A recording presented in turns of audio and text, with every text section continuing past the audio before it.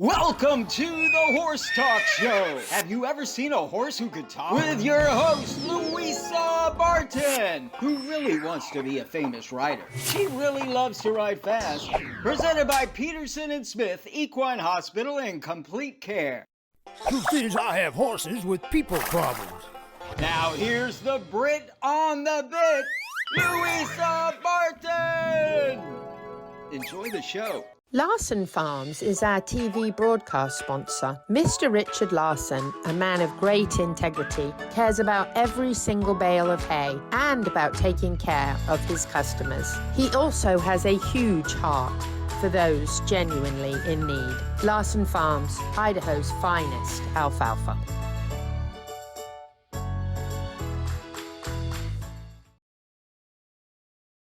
The Horse Talk Show broadcasts from the CEP's Equine Studios in downtown Ocala in the horse capital. Thank you for joining us on the Horse Talk Show this week, presented by Peterson Smith Equine Hospital and Complete Care. Thank you to Larson Farms. They are responsible for the television broadcast on Equus Television Network. And they have Idaho's finest alfalfa. They do indeed. I hear a lot of great feedback about them having the best hay in the entire world.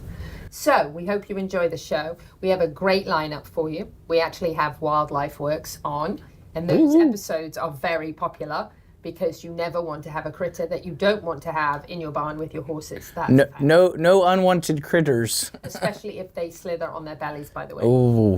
That's a little phobia of mine. A little bit of a problem. Can't stand it. We also have an episode with Dr. Adam Cayot from Peterson Smith Equine Hospital and Complete Care to make sure you are fully educated on the health of equines. We also have a visit with Pete to the Mustang, which will be absolutely wonderful. You'll get to see Flynn and Dancing Pete Rhoda in action. Maybe he's teaching him to dance. No. Have you ever taught a horse to dance? Yes, ma'am. Have you really? Oh, yes, ma'am. You have? Yes, You've taught a horse to dance? Oh, yes, Why ma'am. haven't I seen this? Because you never asked to see it. Can you teach me to dance? Sure. Oh, okay. I used to teach River, my main horse, to go under my arms. And then one time I was doing a demo, she was lame, and I had one of Pat's horses. And I had 10 minutes to warm it up because I didn't know I was supposed to play with it. And I taught it to dance because everybody's expecting Dancing Pete to dance with a horse. So I taught it to dance during that time, the 10 minutes before we went on. And it went under my arms and all sorts of stuff. Wow. Wow. That's stupendous. And I've taught humans to dance using the 7 games. Really? Can you teach me to dance? Oh, yes, ma'am. Okay. Because I'm not very good at dancing. All the ladies have to do is follow. Follow. The hard part is teaching the men how to lead. For 2 reasons. Actually, that could be very generalized in life too. Yes, ma'am. We aren't just talking about dancing here, we're talking about in general men. Oops, sorry. Oh, I say that. wow. So then also, we have Dan Milstead from Equine Turf, and he is talking about making your paddocks, your pastures, really, really phenomenal, and how important that is. And because we are in this, or have been in this very, very dry time, it's a little bit trying for people, especially people trying to grow grass like me. It can be very, very frustrating keeping it watered, but there are lots of great tips that Dan can share with you to help you get that nice green field that you want and keep that good balance. So, of course, that starts with soil testing and so much else, but he's going to share some tips with you on the show as well this evening. But I want to mention, and don't forget, that weekly now until July 25th. Every Thursday. In Ocala, Gentle Carousel Miniature Therapy Horses are doing their reading and horses, and that is at the downtown market in Ocala, and the first one was June 6th. It was amazing. And wow. Louisa Barton for the Horse Talk Show, the CEP's Equine Initiative and the Equus Television Network. We're here at the Ocala Downtown Market after the very first Reading with Horses summer program for this year. This is not the first year this has happened though, and this is an absolutely amazing program. I'm here with George from Gentle Carousel Miniature Therapy Horses. George, tell us what happened here today. It was amazing to see. What a great turnout, first of all. Thank you. Well, it was a great kickoff, and we had the ribbon cutting, and the mayor was here. I think it's important for children to meet the special people of Ocala. Absolutely. Mayor Ben Marciano. We had the Ocala Police Department here, and just some other special dignitaries. The Early Learning Coalition is here. Really, our goal with the Reading with Horses this summer is to get books into the hands of children. You know, I think kids should know that reading can be fun, and I think the idea that books can open up a new world for you. Your imagination can be sparked, and then reading with a horse. Sparked. Yeah. That was a good word since Pat Myers Electric was our sponsor this week, right? We call him the spark of Ocala. That kind of the spark. That fits, right? Well, I think to get children with their imagination just being rekindled like that is really important for kids, and they learn a lot of things. I think another thing is each time a child comes, we're going to have 3 events here in June and 3 events in July. So every Thursday we'll read a story at 10 a.m. here at the Ocala Downtown Market, and a child will hear the story, and the horse from that particular book will come out and greet the children. Nothing better. Yeah. It's amazing. And then from there they get to select their own book, a children's book that they get to take home with them and have in their little personal library. So I think in the summertime, you know, children really should be learning and reading as much as possible, and to have fun. You know, This is a great event to have fun, and also some learning some life lessons, how to treat animals, to respect law enforcement and the community that we live in. So we try to instill a lot of values in the program as well. Now, you guys visit all the elementary schools in Marion County throughout the school year. I feel, and I've said this many times, that this keeps that momentum going in that first part of the summer when I think kids kind of switch off a little bit on books and things, and encourages them to keep. I remember my kids during the summer were like, oh, we have to read in the summer. But I feel like this gets that momentum and keeps that interest in books, and then of course sparks the interest in horses too for these children. Absolutely. You know, I think children are very tactile. They like to get their hands on books, and they like to get their hands on a horse, to touch a horse. It's very satisfying to be around a horse in that way. And what we've seen is when we go to the Marion County elementary schools, children get excited. And I think to be reading and to enjoy it, you can't beat that. It's tremendous. Yeah. It really is. So Ocala Downtown Market, every Thursday. You've got 6 of these left? We have 5 left. 5 left, So okay. Every Thursday in June except June 20th, and every Thursday in July except the 4th of July, where we're celebrating our independence. And congratulations to you for being an American citizen. That's right, I am indeed. George, the work that you and Debbie do at the 501c3 Gentle Carousel Miniature Therapy Horses, off the charts. Everything that you do for people in our community and far beyond is wonderful. Thank you for your commitment to the next generations, to our older generations, to our veterans. We love you. Thank you, Louisa. We appreciate that. Wonderful. Great job. Here with Gentle Carousel Miniature Therapy Horses, doing what they do best, bringing horses and books to people, making people feel loved and cared about, teaching life lessons, making sure our next generations come up with that interaction with horses. It doesn't get much better than that. Shout out to Pat Myers Electric for supporting this event today. We really appreciate Sarah and Pat so much. Louisa Barton for the Horse Talk Show. And don't forget that Hobby Horse Equestrian Games, All Breed Parade, and Equine Industry Expo are in November. I know it sounds like a long way off, but it's not. It's flying by, believe me. You wish it was November right now with the heat. The events. Yeah, it's November 22nd and 23rd. It'll be on the Friday from 10 to 3. That will be the Equine Industry Expo. And then on the 23rd, the Saturday from 10 to 4 p.m., wonderful, wonderful opportunity to experience all parts of the equine world, showcasing the industry phenomenally. Everything on the Friday from careers and demos by top equestrians and professionals from the industry. And then on Saturday, getting to see that all breed parade with all those horses, all those different breeds, followed by a breed exhibit, and then the stick horse games with ribbons and trophies, free admission for all, and it benefits the Foundation for CEP for Equine Education. So monies go towards the coloring books for schools that have all the equine industry jobs in them, the 101s, the visits, the insurance that we have to maintain to be able to take horses into the schools, all the things, they're all expensive. So this is going to help to fund that. And Pete, what sports will we get to do on stick horses? Show jumping, dressage, horse racing, a Pasofino class. They're actually going to bring out a sounding board to go across roping, barrel racing, polo, and it will be unbelievable. Yes, and then we'll have carriage rides brought to you by Larson Hay as well. There'll be food trucks, a vendor village.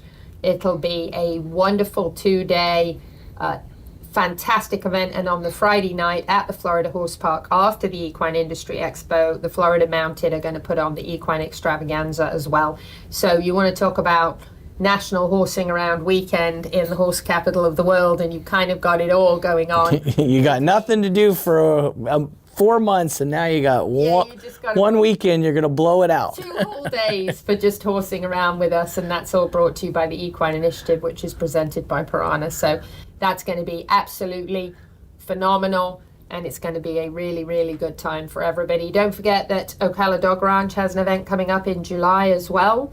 Make sure that you do not miss that. They've always got great fun stuff that's going on. And then there's a big one, coming in August as well. That's going to be at the Equine Performance and Innovative Center. So there's lots. When you say that, it's epic. It's epic. It's an epic event. That's right. That's right. They just happen to have it at Epic. That's right. It's a great coincidence. So coming up after this, we have Dr. Adam Cayot from Peterson Smith Equine Hospital and Complete Care. We have a great lineup, so stay with us for the entire show. We'll be right back. This portion of the Horse Talk Show is brought to you by Peterson Smith Equine Hospital and Complete Care. Our television broadcast sponsor, Larson Hay, Idaho's finest alfalfa, and supporting sponsors, DAC Minerals and Vitamins, Seminole Feed Stores, Lip Chip, Piranha, Pat Myers Electric, Florida HVAC Services, and Ocala Dog Ranch. This show is brought to you in part by DAC Vitamins and Minerals of Florida. All horses need a solid immune system, excellent joint support, a healthy gut, and DAC has all the vitamins and minerals they need with the NASC stamp of approval. So like them on Facebook now or go to feeddac.com. DAC, it makes a world of difference. Equestrian. It's not just a word but a title. It comes paired with hard work, discipline, and talent. LipChip is a company built by equestrians to make life at the barn a little easier. Introducing the Hoofling system, powered by LipChip, where a microchip becomes a secure key to unlock temperature, register for your next event, and keep track of required documents. Simply implant, scan, and unlock. Equestrians, the future is here, and the future is LipChip.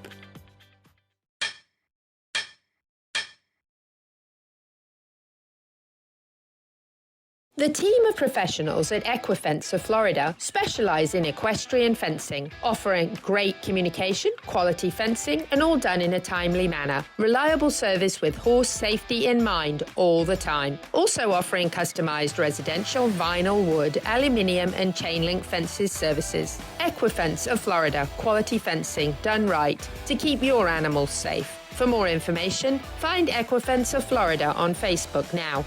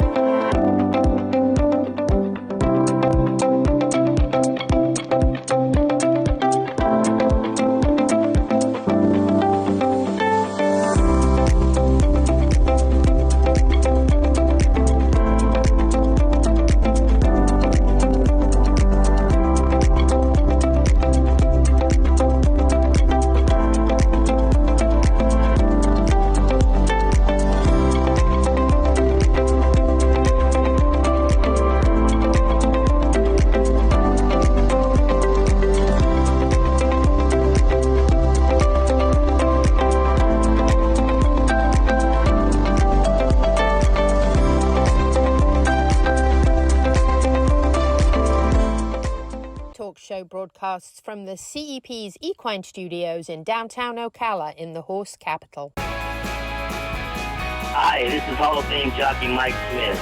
You're listening to the Horse Talk Show. Hi, I'm Dr. Adam Cayot with Peterson Smith Equine Hospital and Complete Care for your tip of the week. Always pay attention to your horse's hoof health and hoof angles. Make sure that they are not, their toes are not getting too long, and that they're on a consistent schedule with the farrier. This can alleviate, number one, a lot of foot pain or foot problems, and that can also lead to other problems with the joints and soft tissues that will need to be addressed and are much more severe than trying to, you know, have the farrier or your blacksmith attend to those things before they become an issue.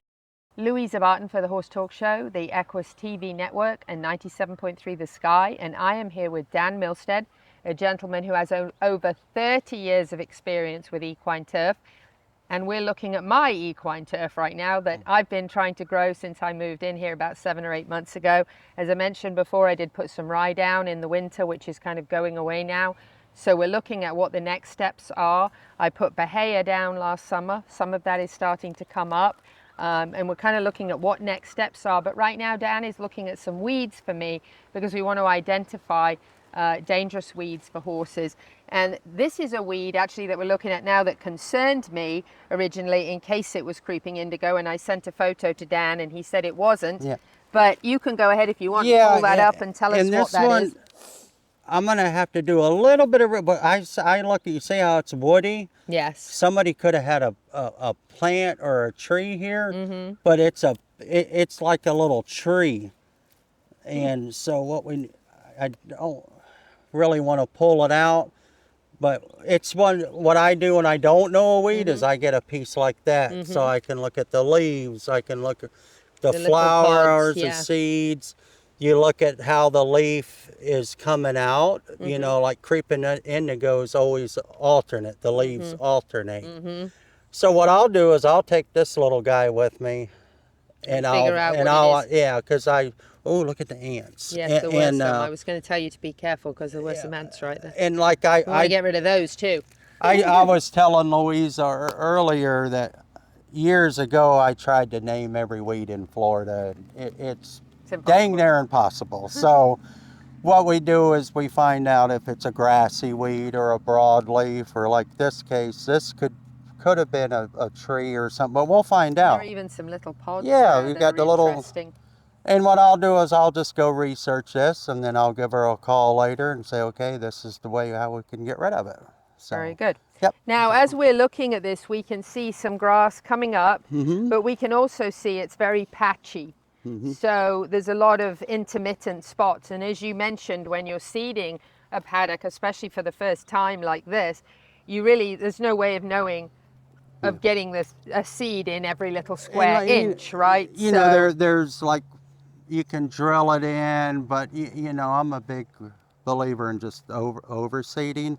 But what happens if it's real bare, we get one of our monsoon rains and it just floats the seed to one area. So sometimes it's good to come out with like a iron rake or something and little grooves so that seed's got somewhere to stay. Because if it keeps moving around, it's not going to germinate. It's not, right. But like when we seeded this, what was it, last summer, this was just all dirt. All dirt. Yes. So now, you know, we keep pecking away at it. You know, like I was telling you earlier, Bahia is a great grass. It's just very slow to establish. Very, very slow. So it's probably going to take me another seeding this summer to get this to all come up.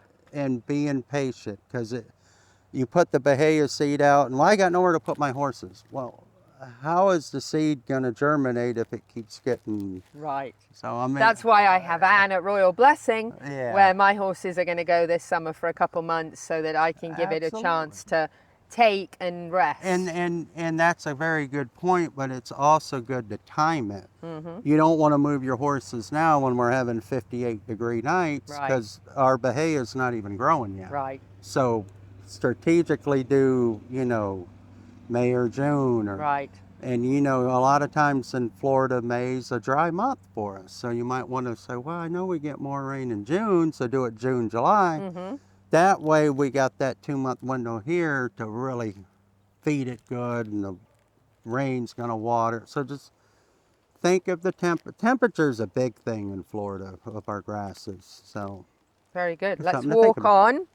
And we are going to go into the paddock that's closest to the road now.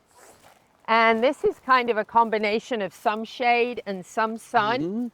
and quite a few weeds, as you can see, that Dan is going to get rid of. Yeah, talking about some weedy areas now, quite often. There's another. Let's walk that way. Yes, Yeah. quite often around trees or down trees, weeds like to grow. And there's some down trees here that were actually used for, the lady lived here before was an eventer. Yeah. And so yeah. she jumped those. Yeah, and it also, I go to a lot of properties. Make that a fixture. You know, it's by the road, the law, you know, put some plants or and it looks so nice. And it's a nice little seat. Yeah, and it makes your property look, gives it character. So this is true. That could be a nice sitting area. Yeah, use stuff on your property that you already have. And now there's quite a few weeds over here in this area. Did you see anything that concerns No, there's, you know, like I'm looking for the bad ones because if we try to get, it's just not cost effective. You know. You're looking for the poisonous I'm stuff. looking for the bad boys. The bad boys. Yeah. So we're getting out here now into a more open area. Yeah. As you can see, which is very typical with horses, we find areas that they tend to like to roll. And this is one of those areas. Yeah. You can see that this is Flynn's favorite spot to get down and kick around. You're going to have those areas. Yeah. And if your horse is very much like so many horses that do find a favorite spot, you might be wasting money trying to heavily seed that area, because he's got two favorite rolling spots and I know those two spots, so it might not be a focus to try to get grass here because he always goes here to roll. You know, and I've had to do it before, is temporary fencing around this area because, you know, you're right by your road. And we got wonderful sunlight, so I would really... So maybe a temporary fence I would here. focus on this area to get it really... This will come in quicker than any of the other areas because you got the road, we got good wind, we got good sun, so I would... Tell Flynn not to roll here anymore. roll under the trees. Yeah, would you roll it? Why don't they roll under the trees? That would be so helpful. Yeah. But this, you know, that's something to think about, you know, maybe even...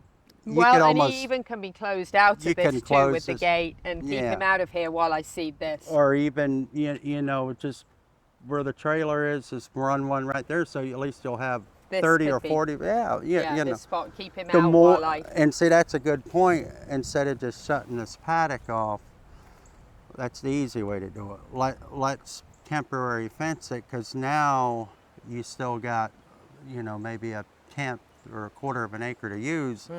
Because if we close this whole paddock up, now you're concentrating your horses on a smaller area. Right.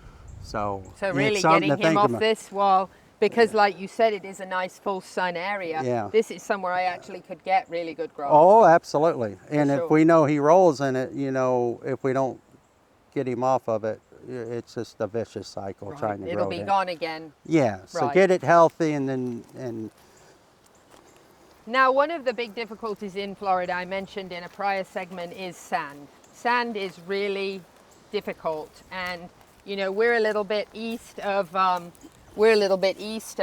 Ocala here in Fort McCoy, so we're actually in a sandier area.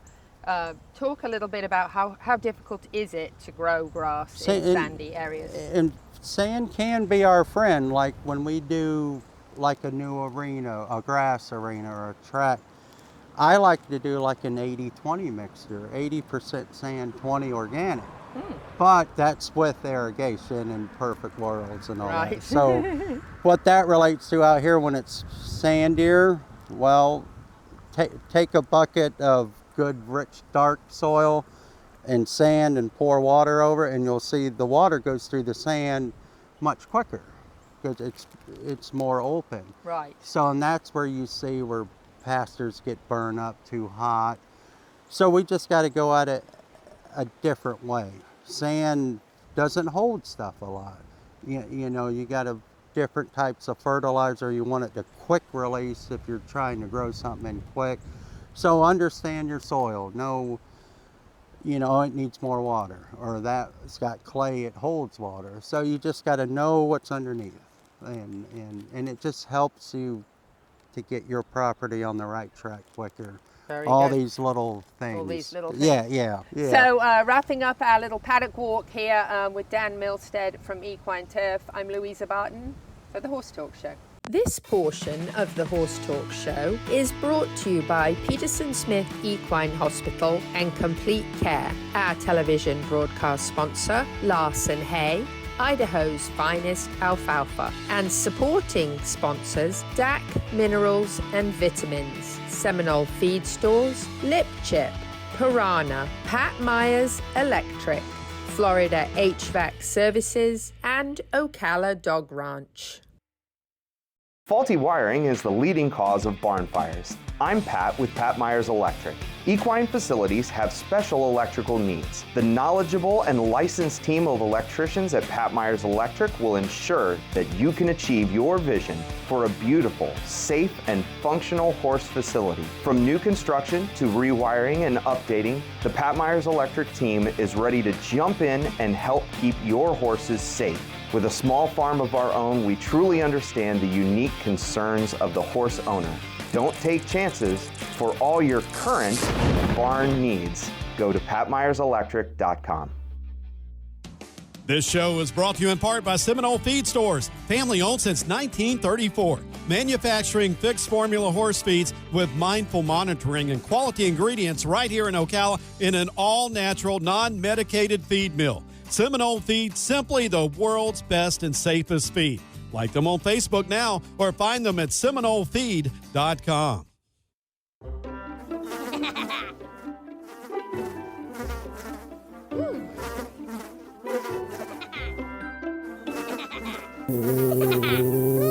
Horses. Piranha! Oh no! Oh, the humanity!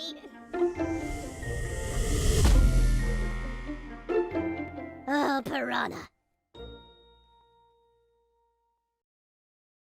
Peterson and Smith Equine Hospital and Complete Care seeks to be a leading international veterinary practice that provides state-of-the-art veterinary care to their patients while fostering professional relationships with their clients that stand the test of time. For 24/7 and the best in equine care, check out Peterson and Smith at petersonsmith.com or like them on Facebook now for more information.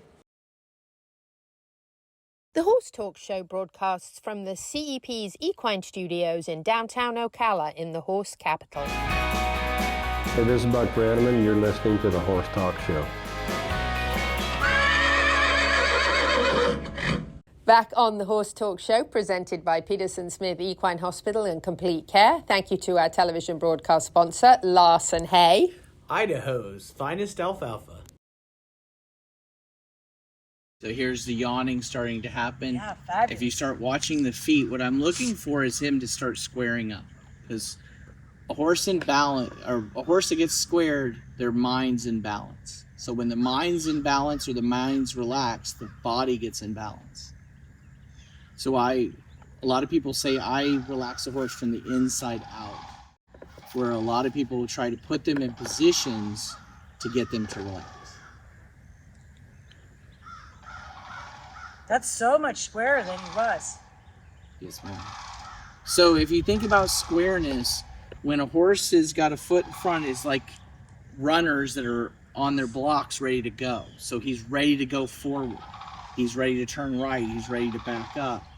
When they get squared, that's why in dressage they want to see that squareness to show your horse is not thinking forward, backwards, right, or left. So they're truly in balance, so you could go in any direction you wanted. So if their feet are off and you needed to go right, he might not be able to turn that because his left front is or left hind is up front and he couldn't turn a certain direction. So that's why squareness is important to the dressage world. To me, squareness shows that they're really relaxed because now they're going, oh, I don't feel like I have to go towards you, go away. This is our observation stuff. Here, he's now exploring the outer boundaries. So I let him know that the inner boundary is my bubble, and I'm nice about it, but I follow through if he gets in there uninvited. Now he's testing the outer boundary. This is what we want to see. A lot of people go, well, he was standing so great and doing all these great things, but now he's walking around. And I said, yeah, now he's testing your rein. So if you think about when I created my bubble, that would be my leg. Now he's going out on the end of the rope to test the rein. And that's why when I get to the end of it, I hold at the end. I don't want to hold halfway because then that changes the length that he can go out. So if a horse fights me right here, I can tell you he probably has trouble turning or stopping. So this is where I always tell people, they go, why aren't we riding? And I'm like, we are riding. We're riding on the ground so I can fix a lot of things and set you up. So both your horse and you, when we get in the saddle, are already understanding more. So right there, he's pushing into this, and then right there, I bend my knee and I go down with it. I don't lean back. I go down in the saddle or on the frisbee. And I keep my shoulder and my hip towards him because that's how a human is strong. Humans are not strong facing an animal or having their back to an animal or to anybody. Horses are the opposite. If they're facing you or they turn their butt to you, they're stronger than they are right here when they're perpendicular to you with their shoulder on you like I have. That's why when you rope, you do not go sideways with a steer or a calf because they can flip your horse easily. But if you turn their butt to the steer or turn their face and back up, they're stronger that way. We're the opposite. But notice I'm still in a relaxed state of mind. I'm not up while I'm doing it. So now right here, I could go back to my old focus because he's not really at the end, but then I have to be prepared to get to that power position before he gets out there. So for some people, they would stay in that position. But I still want to look, but I don't want to focus on him. I just want to look. So my focus, my belly button is on the camera.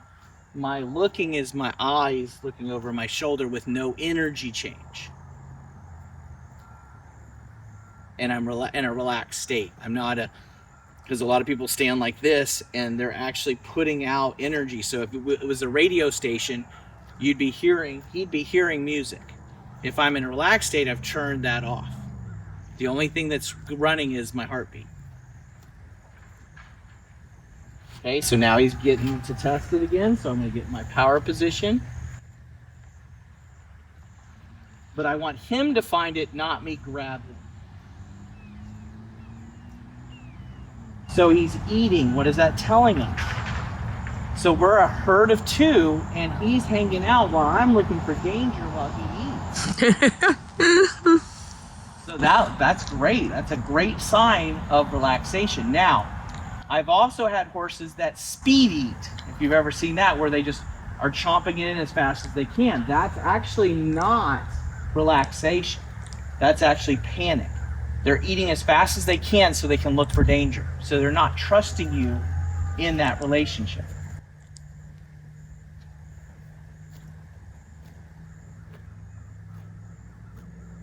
And if you look at his back now, it's up. It looks so much better. Mm-hmm. It's coming up. Now that has a lot to do that he's eating off the ground because his position of his head. Right, because it rounds his back more when he puts his head down. However, he can still put his head on the ground and not have that be up. So that tells me if he wanted to go left and I wanted to go right, if I held that rein, he would actually give to it.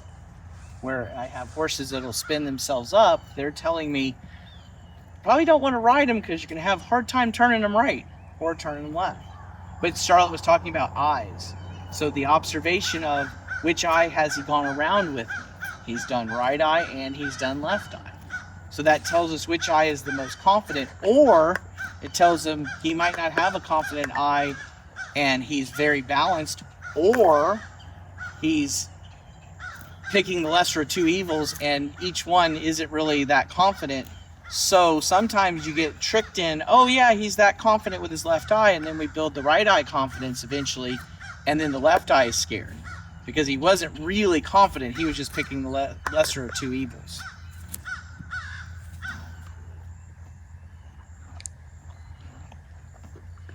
You're a movie star, Flynn.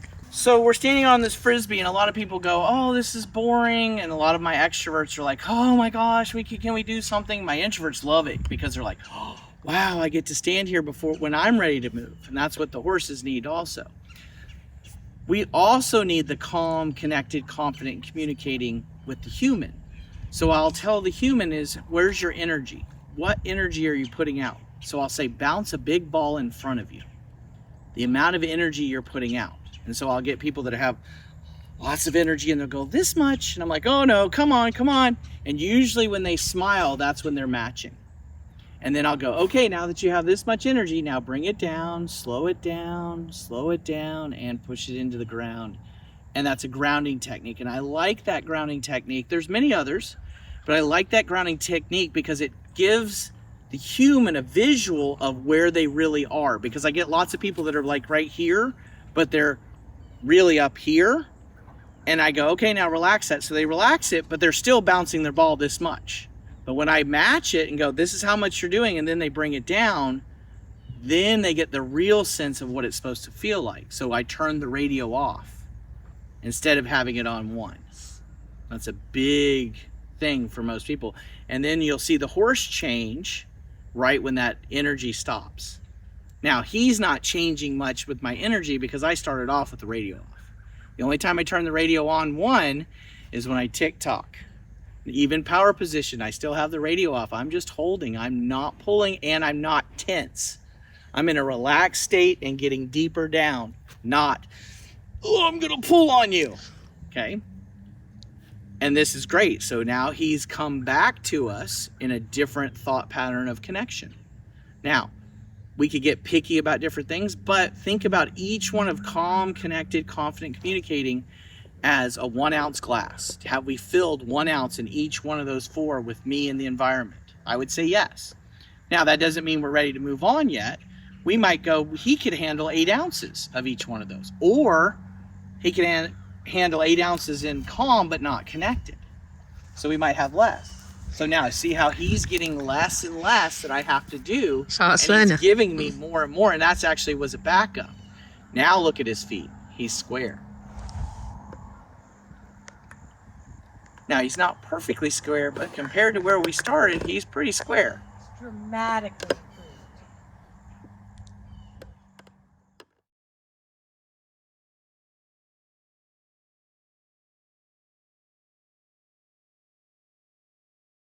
Larson Farms is our TV broadcast sponsor. Mr. Richard Larson, a man of great integrity, cares about every single bale of hay and about taking care of his customers. He also has a huge heart for those genuinely in need. Larson Farms, Idaho's finest alfalfa.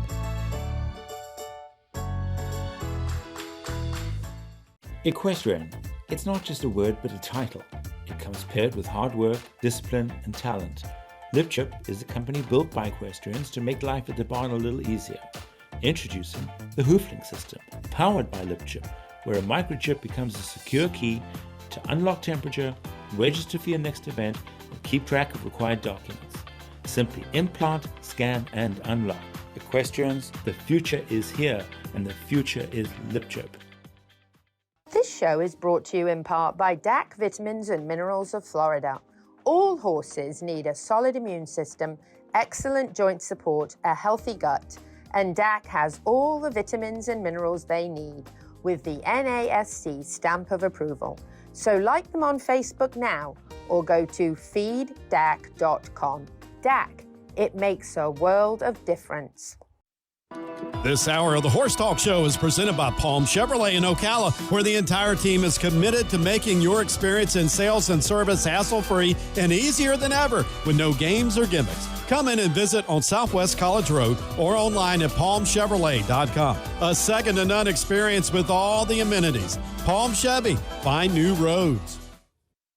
The Equine Performance and Innovative Centre, situated on 30 pristine acres in the horse capital of the world, is one of the finest and most complete conditioning and rehab centres for equines and canines in the nation, including an equine hyperbaric chamber, aqua pacer, water treadmill, cold water leg spa, equine swimming pool, Eurosizer, and more. Epic equine veterinarians specialising in rehab and conditioning. For more information, go to epcrehab.com or find them on social media. Welcome back to the Horse Talk Show. Have you ever heard of a horse that can talk? Listen to this.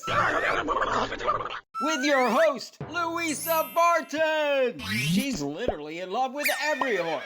Presented by Palm Chevrolet, your hometown Chevy experience. She's back in the saddle again. And now here's your host, Pretty. Louisa Barton. She's a Brit, she's got the gift of the gab, and her guests are fab. The Horse Talk Show broadcasts from the CEP's Equine Studios in downtown Ocala in the horse capital. Hi, this is Hall of Fame jockey Mike Smith. You're listening to the Horse Talk Show. Back on the Horse Talk Show, presented by Palm Chevrolet, your hometown Chevy experience. Thank you to Larson Farms, our television broadcast sponsor. Idaho's finest alfalfa. Something to check on a home or any other structure with soffit is going to be is the areas up there. So that's what's going to be under your shingles on your roof. That soffit is intended to protect any attic space or any space in the rafters. So if any is loose, if any shows any signs of damage, that's something that we'd come and we'd look at and we'd repair. All of this looks good. I wouldn't worry about this, but that's definitely something that I would consider. Very good. All right. Porches, something else to look for. If you see any holes, any digging, any major movement under the porch, that's going to be an armadillo. It might be possums. That's something that we can easily take care of. And we can also actually exclude porches.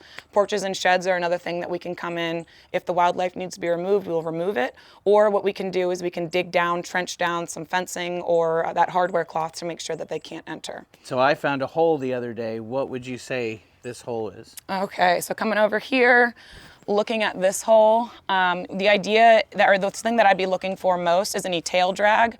And it looks like this right here is gonna be a tail drag. So this is gonna be an armadillo hole, actually. Wow. Usually if you can see the hole itself, if it's round, and this one you can't because it's a little up and under there, but if it's a complete circle or close to it, that's gonna be armadillo, whereas a tortoise is gonna be a half moon. It's going to look more like a half circle. So, and it just think about the shape of their shell. A tortoise shell is more like this, and armadillo is more round. They do occasionally share burrows, but going under a home is usually going to be armadillo as well. And what can we do to help with that? Armadillos have anywhere from 9 to 12 burrows, so they are usually moving around. But what I do is I make sure I monitor if there's a hole that's under a home. We monitor that hole via camera. We have a remote camera that sends pictures to our phone, and then the second I see an armadillo go into that hole, we come out and we trap. Armadillos aren't baitable with anything but other armadillo scent, so unless you have another armadillo, it's kind of tricky to do. So what we typically do is we just monitor the hole. If we don't see anything for a couple of days, I suggest for the homeowner just fill it. Okay. That's your best option. Wow. And then use a type of deterrent to kind of keep them from And coming what would back. be a deterrent to keep them away? A great deterrent for armadillos is actually cayenne pepper. They have very, very sensitive noses, and that's how they navigate most of the world. So if you put cayenne pepper down, that does work pretty well as a deterrent. We also have a combination. It's a cayenne pepper, coyote urine, and a few other spices that work really well as an armadillo deterrent. It's not a solve if you have a major armadillo problem. You're gonna have to get those armadillos out, but it does work to deter. Okay. All right, let's do some more walking.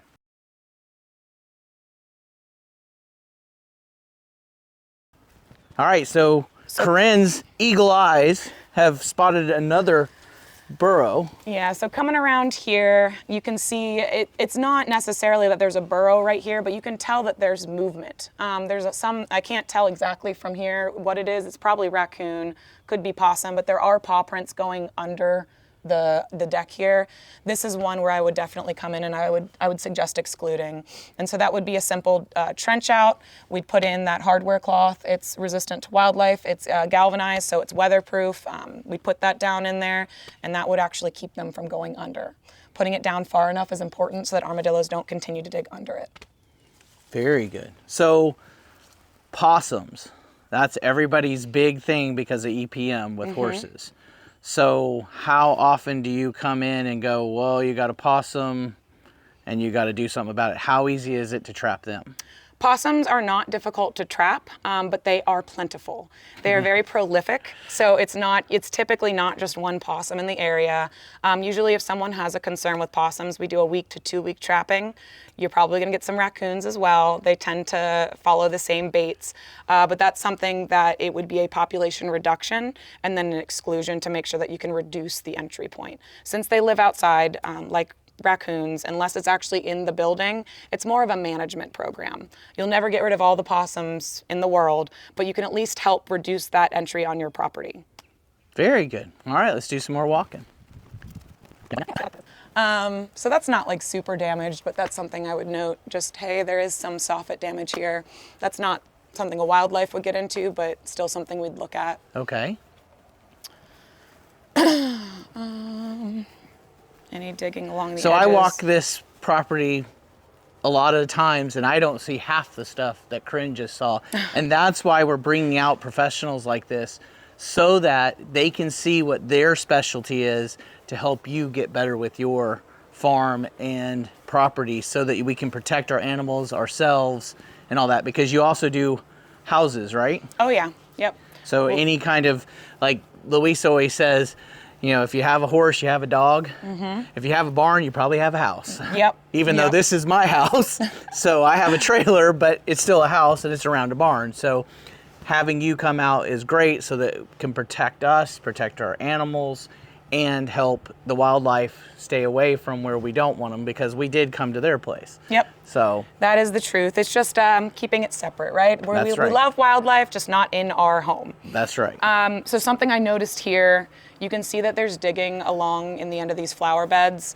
This is just this could be a number of things. It could be armadillo, it could be rodent, it could be possum or raccoon, but it's just sign that there is something on this property looking for food. All of those are gonna be digging, looking for grubs and worms. That's a food source for all those animals. But it's something that I would note. Here's a little bit more fresh. And actually that could be mole. No, it's just a hole. So because there's a hole there, you can kind of see, my finger poked it a little bit, but if you look on this side, it does kind of make a hole. That's gonna be the snout of an armadillo. So this probably was armadillo here, maybe the one that was over there, looking for some sort of grubs in these flower beds. Very good. All right, we want to thank Corinne for her time and expertise, and we'll see you next time on the next part.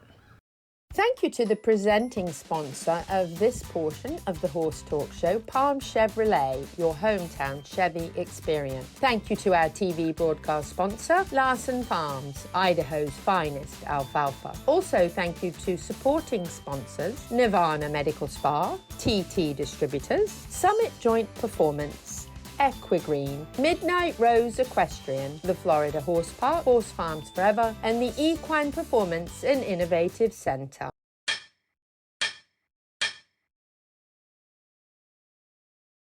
The team of professionals at Equifence of Florida specialize in equestrian fencing, offering great communication, quality fencing, and all done in a timely manner. Reliable service with horse safety in mind all the time. Also offering customized residential, vinyl, wood, aluminium, and chain link fences services. Equifence of Florida, quality fencing done right to keep your animals safe. For more information, find Equifence of Florida on Facebook now.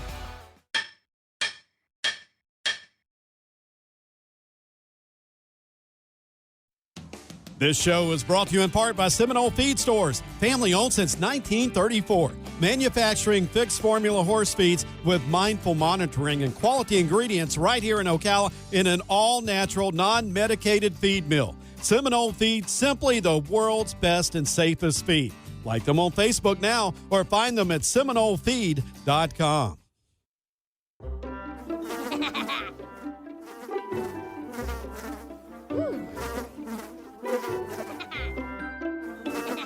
Horses.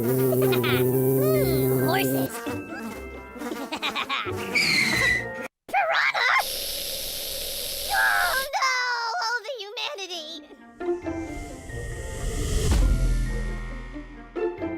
Oh, piranha. My name is Dr. Natalie Solomon. I formulated Equigreen with cutting-edge science and technology alongside the passion that is represented by a lifelong love of horses. I created a product that I would trust for my horses because they deserve nothing but the best for their bodies. Horses rely on us to take care of them, to love them, to respect them. This is how Equigreen came to life. Equigreen, CBD for your horse that you can trust. Does your farm need a facelift? Has the harsh Florida climate left your barns, stable doors, and fences stained? J&S Pressure Washing has a professional team who can exceed your expectations and restore your farm to its former glory. Get rid of dust and cobwebs that can cause allergies and health issues for horses, and keep your horses safe by limiting fire hazards in the barn. J&S Pressure Washing can clean your house, your barns, your fences, and your driveway, and you can count on dependable and professional services. For more information, call Steven at 352-502-5355. The Horse Talk Show broadcasts from the CEP's Equine Studios in downtown Ocala in the horse capital. This is Charlotte Cannon, and you are listening to the Horse Talk Show. Back on the Horse Talk Show, presented by Palm Chevrolet, your hometown Chevy experience. Thank you to Larson Farms, our television broadcast sponsor. Idaho's finest alfalfa. Louisa Barton here for the Horse Talk Show, and I have the pleasure of chatting with a couple of new friends, and we are going to be talking a little bit about African horse safaris, which is very exciting to me. And I have with me Isabel and Joanna from African Horse Safaris. Guys, welcome. Thank you so much for being with us and sharing a little bit of this wonderful information. Isabel, CEO and founder of this incredible program and tour company. Tell us, first of all, a little bit about how this all got started, and then we're going to chat to Joe. Yeah, so I first went to Africa when I was 16 on a family holiday to Namibia, and just fell hook, line, and sinker in love with Namibia. Just thought it was the best place I'd ever been. And when I got to university, I met my best friend, Ashley, who was from Kenya. And so each summer I would go out to Kenya and spend the summer with her. And again, just realized I wanted to explore more of Africa. So when I finished university, I found out that horse safaris were a thing. And I was like, wow, this sounds amazing. And I really wanted to do one. But as a student and having just left university, I didn't have much budget. So I went out and worked for a horse safari company in Botswana for what was supposed to be 2 months. And yet here I was 8 years later, still living in Africa. And about a couple of years after that, I got approached by my business partner, and the two of us founded African Horse Safaris, which is effectively a travel agency that specializes in horse travel across Africa. So we work in 12 different countries and with about 30 different teams on the ground and operators. And so one of our lovely operators is Joe, who operates and runs our rides in Tanzania. So Joe Westermark, you had a bit of an adventurous childhood growing up between Sweden and Africa, being a bit of an adventurer yourself, loving the horses and riding. Now tell us a little bit about you and what you do now. So, as you know already, I'm based in Tanzania, and I got to Tanzania, it's about 15 years ago now. So I could almost call myself a Tanzanian. But partly growing up in Sweden and Kenya, I set off to South Africa at the age of 19. So I finished school and then headed down south and studied down there, studied field guiding, hotel and lodge management. And on the reserve that I was studying, there was a few sort of wild feral horses that I managed to break in. And that was pretty much the first time that I sort of sat on the back of a horse in and amongst African wildlife. So that's where sort of the idea or the seed was planted, I thought I could do this for a living. And then eventually I headed up north, so I went back to Kenya, and then I got myself a really nice job in Tanzania, where it all sort of started. So I ran horse safaris up in Tanzania for another company about, say, 15 years ago. But then it was sort of center-based safaris. So I got a little bit bored out of that, and wanted to do mobile safaris, which is what we do today with Kaskasi horse safaris. And so I resigned from that lovely job that I had. And at the time, there was no one really that I could work for in Tanzania. I was very much in love with my partner, in love with the country, love with the people. So that's how Kaskasi horse safaris started up. That's so wonderful. So tell us a little bit. I know you have a love of the wildlife and a love of the fauna and flora in that beautiful country. Tell us a little bit about what people see when they go. Don't tell us too much because we want people to come and try it, but enough to get people really excited as I am. So we have we got a few different rides that we do offer, but I should probably mention the two most popular destinations. The one is the Serengeti migration ride, and the other one we got is called the Kilimanjaro elephant ride. So a lot of people probably would have heard about the Serengeti, which in Kimasai means the lands that runs forever. And that is pretty much very much the sort of iconic picture that everyone has in their heads when they think of the Serengeti. And that's what we do from the back of a horse. So you're riding in and amongst, thousands of wildebeest. And the time of the year when we go there is a calving season for the wildebeest migration as well. So lots of little newborn calves roaming around that obviously attracts a lot of the big predators as well. And we do try to stay away from the beaten paths, so away from a lot of the other tourists. And we're very lucky being on the back of a horse that we don't have to follow the roads. So we're allowed to go off the beaten path and sort of, stay away from the crowds, which makes it very, very special. It's the perfect off-road vehicle, a horse, Best 4x4. It is indeed. And also the fact that we are a mobile operation. So when I say mobile, it means that, we normally do 1 or 2 nights in one place, and then we actually move the camp. So us riders would set off in the morning, and then our crew, which is about, depending on the size of the group, but anything from, say, 20 to 30 people with us. So we are like a little village out there. So they will break the camp, put it into the lorries, and they will head ahead of us. And hopefully in the evening, we'll get into a new lovely location. So that way we can actually follow the wildlife, which is how it used to be done back in the day, sort of historically. And safari, as most of us know, means a journey. So we try to create a journey out there rather than being center-based. Yeah, I mean, it's such an incredible feeling, riding from A to B. You set out and you sort of wave goodbye to the crew, and you can't quite believe that your whole camp that they've so beautifully put together is going to be waiting for you with a G&T. Hopefully. Yeah, hopefully, yeah. Get stuck anyway. It's always an adventure, obviously. But usually there's a smiling face and a G&T at the end of, your day's riding, which is incredible. Yeah. And normally very well deserved, because after a full day out there, you are pretty knackered by the time you get off your bike. I was smiling to myself just now when we were going through our stories about coming to Africa, and it's like such a common story, because we always say to our guests that Africa is a hard addiction. It's incredibly addictive when you come, and you have so many people that are like, oh yeah, I went this one time and I've been back every year since. And I think it's that feeling as well when you're on safari of you never know what you're going to see.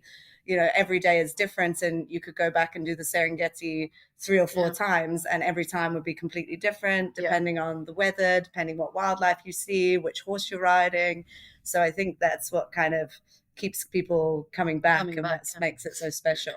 Well, that's wonderful. Last question I really have is the horses. They belong to locals, belong to you? Our operation, we've got, what have we got? We've got a good fleet of, say, 40 ponies in the string now, in the safari string. A lot of them are homebred by us, and all owned by Kaskasi Horse Safaris. And obviously, we got all different breeds. A lot of them got a little bit of thoroughbred in them, but we got Clydesdale crosses, Anglo-Arab crosses, thoroughbred crosses, so a big mix. And a lot of people very often ask, like, what is the best safari breed? I think we get that question probably every single safari. But there is my answer, my opinion on that is there is no such thing as the perfect safari breed. But the only thing I normally would answer is that a cross, a thoroughbred cross with something is what I would say does the best out there. Like good, sure-footed, good terrain going, got a good head, good temperament, not lazy, not too hot, and not spooky. So obviously everything that you ride out there, they are perfectly well-trained safari ponies. But again, they are horses, so they do have their own head. So you've got to be aware of that when you go across the big plains. Yeah. Yes. And it's incredible when you witness like the horses when you're out there, your heart's in your chest when you see the elephants and they're just there relaxed, they've grown up seeing them. That should keep you safe. Exactly. That's Yeah, the no, you idea. do. You do. You feel very like they know what they're doing and you trust them. And the lead horses are just incredible, so if there is a situation where Joe wants the guests to move away, she'll signal to the backup guide and they'll turn around and head after the backup guide. But Joe and Joe's horse will stay behind to kind of block and stay back with whatever wildlife is there. How And it's just awesome incredible is to that? stay and trust Joe. All its friends are moving away and it will stay and stand its ground. And, That's so incredible. I think the lead horses are really special. Just a few seconds left, believe it or not. I can't believe we're at the end. The good news is we're going to have lots more episodes with African horse safaris and share lots more with you in the upcoming weeks and months. So we'll definitely have more. This is just a little taste. Joe, I want to thank you so much. What an incredible company you guys have, African Horse Safaris. I'm so impressed and so excited to get to know more. Thank you both. Thank you very much. Thanks so much, Louisa. African Horse Safaris. For more information, Louisa Barton here for the Horse Talk Show. Thank you to the presenting sponsor of this portion of the Horse Talk Show, Palm Chevrolet, your hometown Chevy experience. Thank you to our TV broadcast sponsor, Larson Farms, Idaho's finest alfalfa. Also, thank you to supporting sponsors, Nirvana Medical Spa, TT Distributors, Summit Joint Performance, Equigreen, Midnight Rose Equestrian, the Florida Horse Park, Horse Farms Forever, and the Equine Performance and Innovative Center.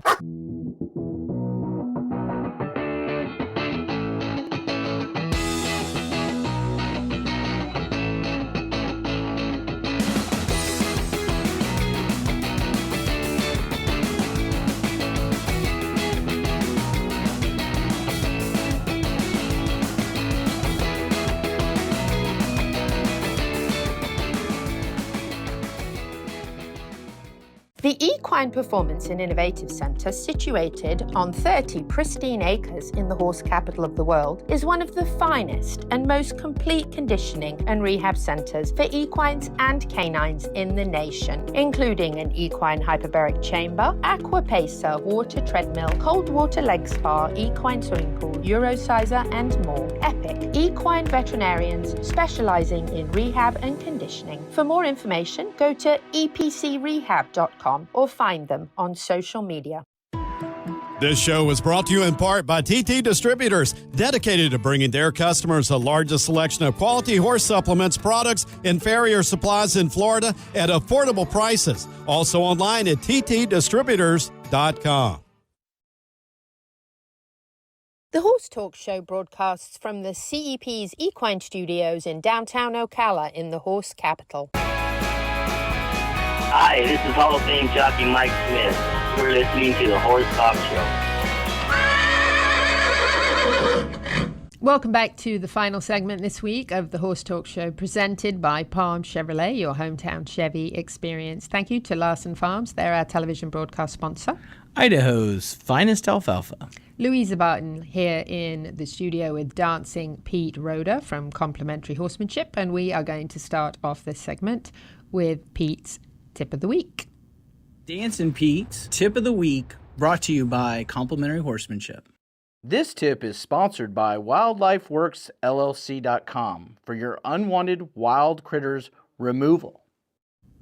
Brought to you by Wildlife Works. We love that opener. We're always looking for critters. Yeah, everybody look for that. You're probably not looking for critters. If you would like to get rid of critters, in your barn Critters. or on your farm or in your stall that you don't want, Wildlife Works are the very, very best at that. Taking it now over to Pete. Okay, the tip of the week today is testing. So I had a student that was doing really well and inside the pen, outside in the arena, and we decided to go to a new arena that she just had built where it had more shade for the summer. And when she made the transition to go there, it was a big test for both of them. So this is where going to a show, going to a clinic, or even going to the other side of your property sometimes can be a test. So what the student learned was how much does she understand of what she's been taught. So she could do it in the comfort place, but when she went to a new place, even when we went into the new arena, she had trouble doing what we do every day. So it was a good test. So sometimes we need to be tested to find out what we're not really getting. And I always tell people when you go to a clinic or you go to a show, you bring 4 things with you: feed, hay, tack, and your habits. Oh, never mind. Everybody throws the habits. And that's what she found. As soon as she walked out of the barn, because we've done it in the barn, and she got good of having those habits in the barn, but as soon as she walked through that door, she lost her focus. She lost what she was doing. And it was kudos to her because she got it back. And then by the time we came back, she was way better. And then today we did it again. She was way better. So she's getting better, but she had to test herself to see where her skills were. So go out there and test it. Just don't throw yourself in the deep end. Because when we tested him a year ago to take him to another place on the farm, he'd lose it. He was better, but then I was taking him there. Now she's going to take him in. That's going to make her better. So no testing, no testimony. That's right. That's right. You got to go through it a little bit sometimes, you know. And one of the things that I think of is taking Flynn away from my farm for a week and a half, maybe 2 weeks, and bringing him back to the same place that he's very familiar with and used to. But my friend who does some handyman jobs for me had built a covering over my well pump while he was gone. And this is a very familiar place where he's been for many, many weeks. But when he got home and he got out of the trailer, he saw that new well pump house and he went.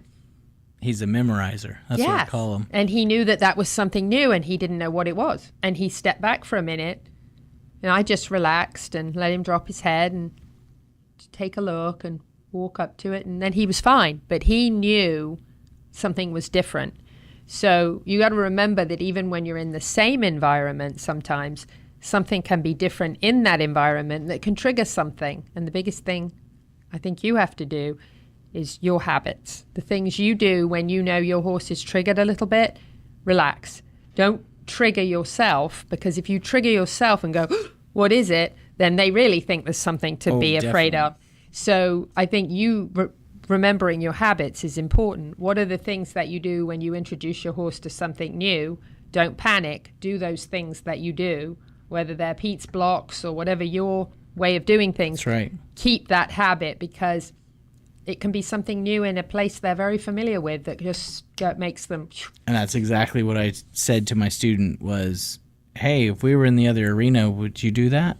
What would you do? Well, I would do this. And I said, well, then do it. And would you be nervous about it? And they, well, no. I said, well, why are you nervous here? So you're just making it, you're just throwing fuel to the fire. Yes. Don't trigger and it's hard. Don't get me wrong. There's going to be a lot of people say, well, that's hard to do when you're at a Take show. deep breaths. Yeah. When you're at a show, it's hard to relax. And I'm like, yes, it is. But that's what you need to do to help your horse. It's like having your little kid with you, 5 or 6 years old, and they're getting kind of nervous. If mom and dad are nervous, they're going to be more nervous. Right. And there used to be a thing I used to hear a lot, whereas if somebody upset you and made you angry, people would say count to 10 before you react. And I think that's a really good thing to do when your horse is appearing to be anxious about something new or in a new place or in the same place with a new object.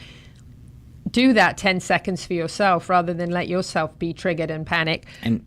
Go, because it'll give you that minute to just key down, figure out what's happening, take some deep breaths, relax yourself. And actually, in my opinion, it's better to do nothing than do something that makes the horse worse. Sometimes. Standing for a minute, like I did with Flynn, and not doing anything, not continuing on to walk towards it, not running away from it or backing up, but just standing there and doing nothing for a minute, just to let him take a deep breath. And he did. He took a deep breath, and so did I.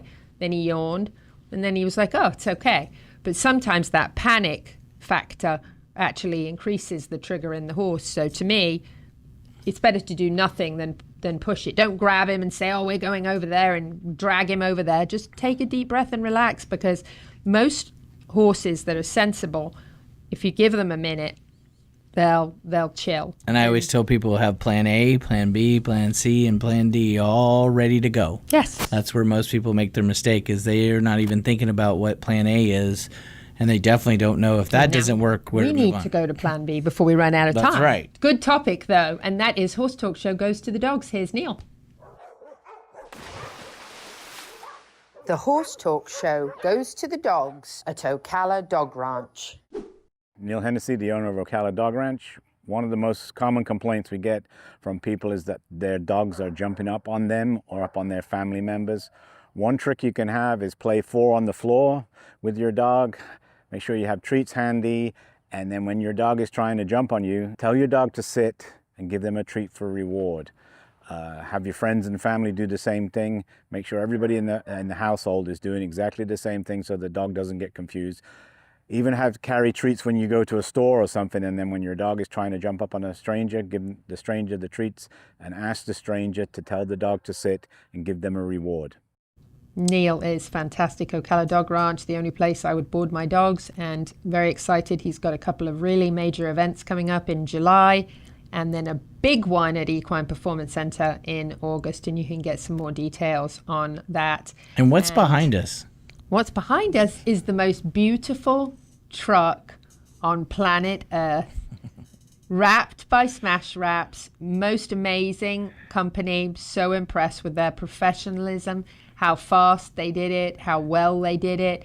Not a bubble, not a wrinkle, nothing. I mean, absolutely beautiful. Got my truck back in just over a day and a half. Absolutely immaculate.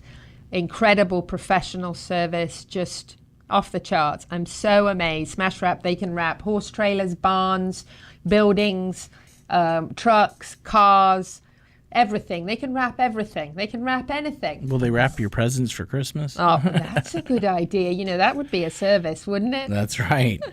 They are amazing. You can find out more about them. Shane at Smash Wraps did an absolutely phenomenal job with the truck. I'm excited. I'm going to ask you again, if you see us driving around, take a picture and tag the Horse Talk Show, because we'd certainly love to see that you saw us traveling around the horse capital. And I like it because it represents a lot of different disciplines in the horse world. And that's it's what not we just do. one. That's right. Horse capital of the world. That's right. Whether you're in Ocala, Marion County, happy horsing around. We'll be back the same time next week.